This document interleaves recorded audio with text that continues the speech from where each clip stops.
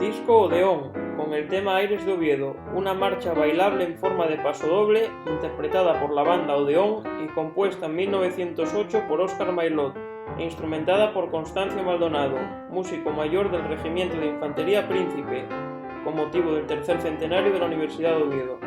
Número de catálogo 13.075.